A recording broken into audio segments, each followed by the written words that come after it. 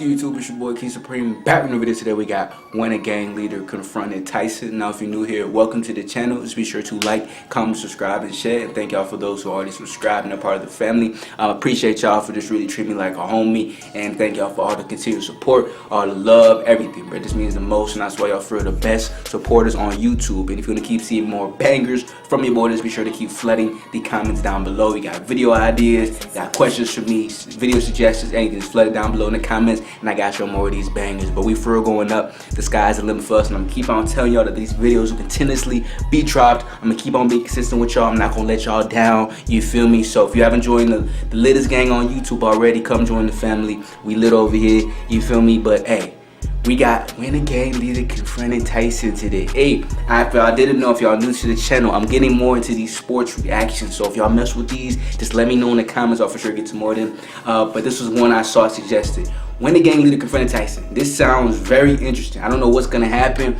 but it seemed like a gang member, a gang leader gonna try to test my dog Tyson. I don't feel like that's a good idea, but we gonna see what happens. What's the competition? If what Tyson does about it, what happens? I'ma see. We gonna see. So please, I love videos like these. This is very interesting to me.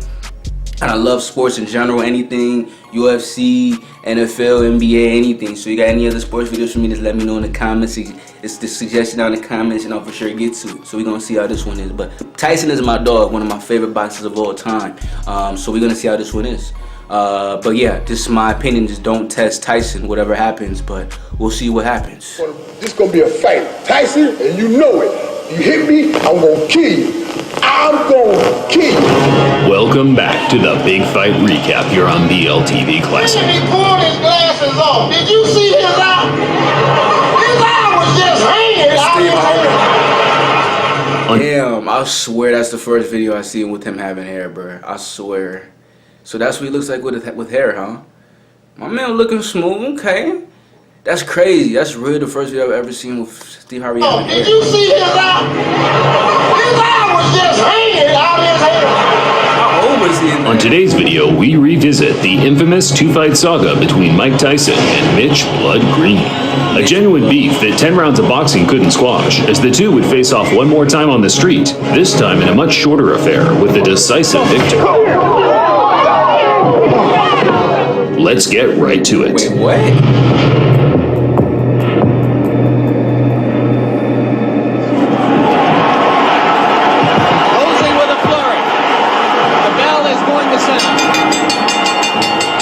After Tyson's 10-round decision to James Quick Tillis in 1986, the invincibility aura from Kid Dynamite took a slight knock as the two heavyweights battled out a much closer fight than the boxing fans and bookmakers expected. How disappointed are you that the knockout string is over? Not at all. Right, bro. Like, how you gonna talk to a man after he wins and say how disappointed are you that, like, who gives, bro? A W is a W, bro. Like, I hate them reporters, bro. Like, a W is a W. Who cares? If you won, you won. If it's decision, if it's whatever, he took a W. So who cares, to be honest? The aura from Kid Dynamite took a slight knock as the two heavyweights battled out a much closer fight than the boxing fans and bookmakers expected. How disappointed are you that the knockout string is over? Not at all. If anything, I feel relieved, and I'm confident if I wanted to, I could have knocked them out. It was Tyson's first time going the distance, as he had finished his previous 19 opponents all inside the opening 2 or 3 rounds. Wow. That gave some of the other heavyweight contenders an incentive to catch this teenage dynamo early, halt the hype train, and earn the highest possible payday outside of a championship fight. Tyson say, gonna give me a fight, I want Mike Tyson. Point blank. Michelle C. Tyson, he's a I'm gonna knock him out. Mitch Blood Green was one of the first fighters to utilize the new age of digital camcorders to get his message out there to boxing fans. Wow. I'm gonna show you something. Feast your eyes on the real heavyweight. There was no social media in those days, but local news stations and televised sports networks such as HBO would air the clips during a broadcast to gauge the fans' reaction. Damn, so he was one of the first ones like who was doing that? I didn't even know. That's crazy. Okay. Shit, that's what's crazy. Yo, my name is Big Blood Green. Now you heard my fight. Watch my smoke. It's probably due to audio compression over time, but I can honestly say I have difficulty understanding what Mitch Green is saying. Two clear things were the muscle flexing and homophobic slurs, and bizarrely enough, as far as my research suggests, this was enough to land him a shot at the hottest prospect in world boxing. Don't play with Tyson, man. 1986.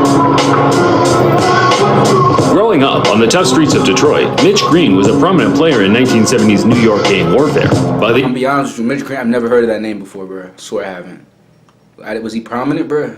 I've never heard of that name before. Mitch Green? Interesting. I heard Tyson. Haven't heard Mitch Green, though. Growing up on the tough streets of Detroit, Mitch Green was a prominent player in 1970s New York gang warfare.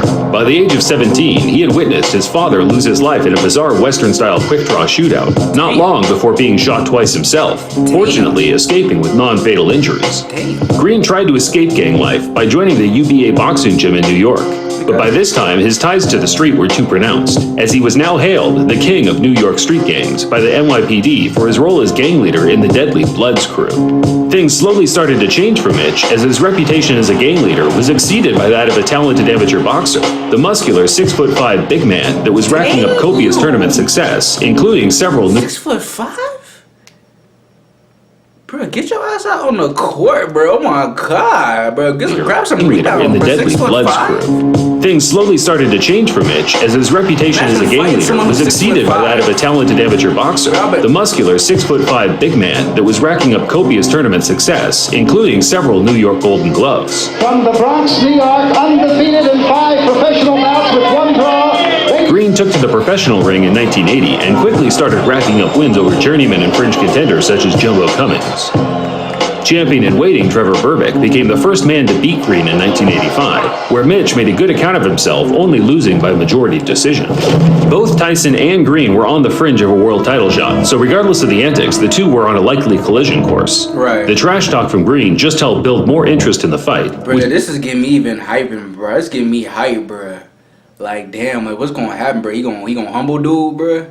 Cause Green talking a lot of message shit. And then Tyson over here like, you wanna test me, bro? I got you, bro. Come correct. But it's like, damn, there's two collisions, like he said, they're bound to meet up anyways. So it's like I'm interested to see what's gonna happen. Like it's like, yeah, like is Tyson's gonna fold him in the first round? Like, what's gonna happen, bro? And see, these are the type of videos that get me interested, get me excited, bro. It's like, damn, what's gonna happen? And I always want to shout out the person making the videos, because they always make it so like engaging. The clips they add, like, I always love. So shout out to the person who made the videos as well, bro. But again, shout out to y'all too for suggesting it for me, man. This is quality television right here, my guys. Green were on the fringe of a world title shot, so regardless of the antics, the two were on a likely collision course. The trash talk from Green just helped build more interest in the fight, which in turn certainly struck a chord with Tyson, who openly admitted to hating that ugly mother effer. And Mike Tyson, traditionally, no robe, no socks. He says it makes him feel like a warrior, makes him feel like a gladiator. Go Peanut Butter Crunch. 10 tasty grams of protein to fuel up for Daddy-Daughter Day. Wake up to no socks, makes him feel like a gladiator.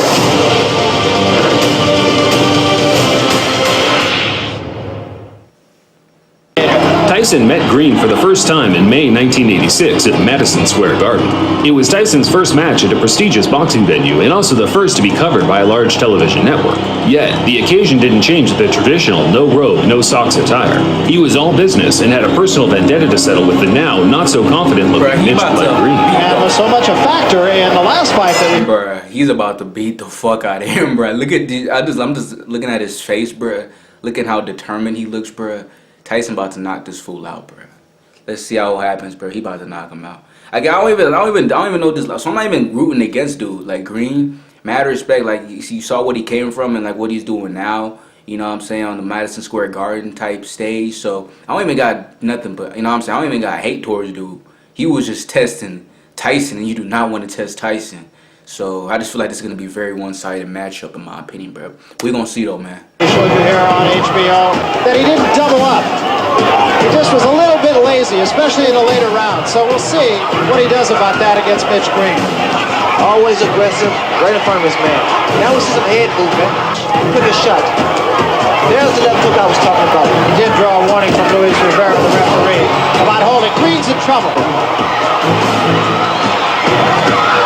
Good left hand by Tyson. Everyone has a plan until they get their mouthguard punched out of the ring in the first round. Right. While Green had all the physical advantages, Tyson's supreme boxing skills and speed negated the gap in size and weight, backing up Green from the opening bell, slipping and countering, forcing the much bigger man into survival mode from the word go. Big right hand. Bro, it goes to show like it don't matter the height of the opponent, weight of the opponent, bro. If you got that dog in you, bro, it don't matter. So that's how Tyson was.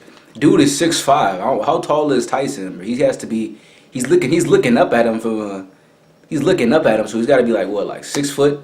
Size and weight, backing up Green from the opening bell, slipping and countering, forcing the much bigger man into survival mode from the word go.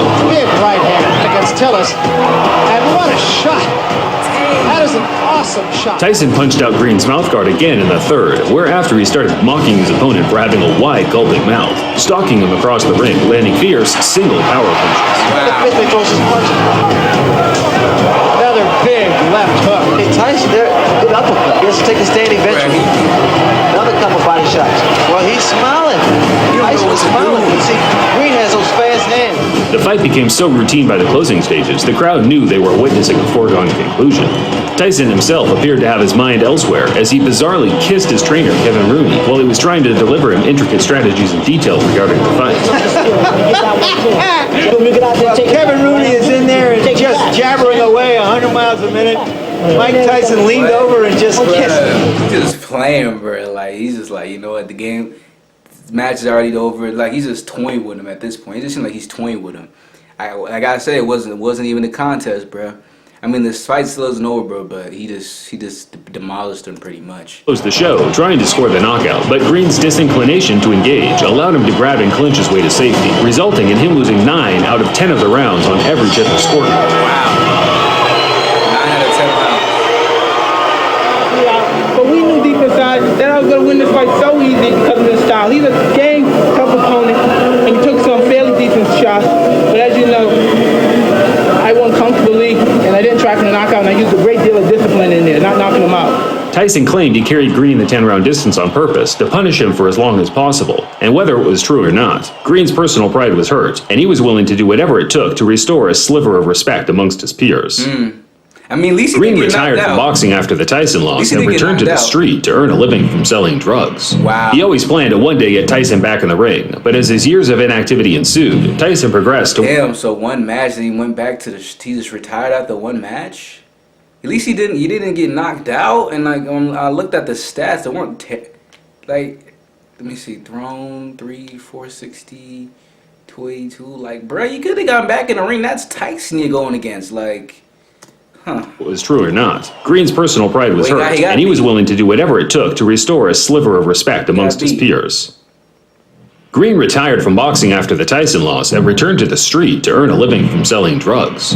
He always planned to one day get Tyson back in the ring, but as his years of inactivity ensued, Tyson progressed to one of the most dominant heavyweight champions of all time, undefeated and undisputed. The days of fighting lingering contenders such as Mitch Green were over. It wasn't until a couple of years after their fight that the two would meet again, this time in Green's element, the street. In the early hours of August 23, 1988, Mitch Green got wind that Tyson was shopping at a local clothing store close by to where he ran things on the street. Tyson had traveled a fair distance to pick up a luxury leather jacket handmade by one of his friends over at Dapper Dan's. As Tyson was chilling in the store with his entourage, Mitch Green burst through the door on his own, high on angel dust, demanding Tyson either give him a rematch or empty his pockets right there on the spot. Tyson, of course, no stranger to altercations on the street, dragged Mitch Green outside and pummeled him to the ground multiple times. Wow. Spectators said that the fight was short, violent, and very one-sided. In fact, it was no longer than 15 to 20 seconds, but that's more than long enough for the heavyweight champion to inflict severe damage. Damn, bro. When is he gonna stop testing, my guy? He walked up into the thing when he's just trying to, when he was whatever, he was getting a gift or whatever, and then he just got his ass beat again, bro. So the second fight, which was on the streets, bro, he got his ass tossed again, bro. Fuck. There is no footage of the fight, regardless of the clickbait you see on YouTube, but there were many accounts of what happened that all aligned, all except Green's account, where he claimed Tyson sucker punched him and ran. Who threw the first punch here? Dang. He did. He sucker punched me. because he's with his friends, you know. And when he hit me, like I said, I couldn't get a chance to get to him like I wanted because everybody was like pulling me, you know, holding me, like so he could get away from me, so he could get away. And he ran from me. Green was certain the Tyson scuffle, which became mainstream news around the world, would add enough public intrigue to get his rival back in the ring. But Mitch had already burnt his bridges among the promoters in the sport, with his violent threats to Don King in the past already shadow banning him from ever earning any serious money in the ring again. Wow. After Green's failed attempts to get the rematch with Tyson, he filed a civil lawsuit for $20 million due to the injuries he suffered during their fight. The former gang leader came away with one small W to coincide with a long list of L's, winning the case and being awarded $45,000, close to what his purse was during their professional fight in 1986. Wow. I remember seeing Mitch Green's eye after that. It was like, he broke his socket. Broke the eye socket, yeah. He broke his eye socket. Yeah. The eye socket. No gloves, bro. Just straight fist, bro. Broke his eye socket. And dude sued him for 20 mil but got 45K. Hit really hard, just crazy like that, right? Green returned to the ring 7 years later, but at that point he was a shell of his former self and was beaten by journeymen with losing records until he hung him up for good in 2005.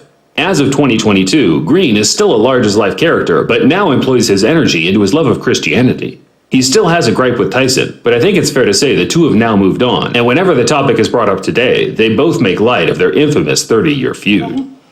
And that didn't work. The boy scared to death. Let's do at the street fight. The boy scared to death. Oh, wait a minute. Didn't y'all have a street fight, Mitch? For the ring, for the street. Thinking the man would do something about it. He wouldn't do nothing. Oh, man, he freaked me out. Did you know that actually Tyson and Sal are good friends and he comes to the show? He knew, look, yeah, it's like Tyson. You see that?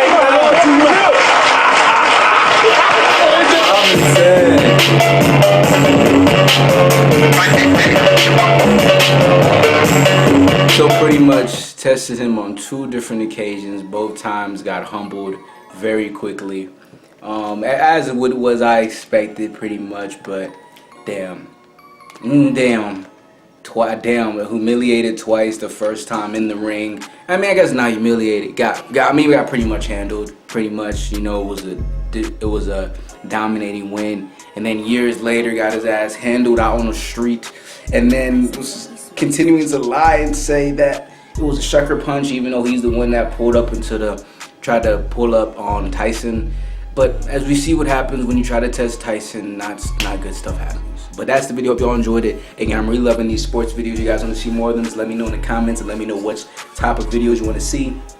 You guys want to see more boxing videos, UFC, wrestling, football, basketball, whatever, just let me know in the comments. I'll for sure get to more of them. But thank y'all so much for tuning in. Thank y'all for all the continued support. And I'll see y'all next time. But like, comment, subscribe, share if you want to see more videos. Instagram's on the bottom of the screen. Also in the description if you want to hit me up, DM me, message me, do all that shit so I can keep on spamming these videos out for y'all. I appreciate y'all so much for watching. It's your boy King Supreme. We out, baby.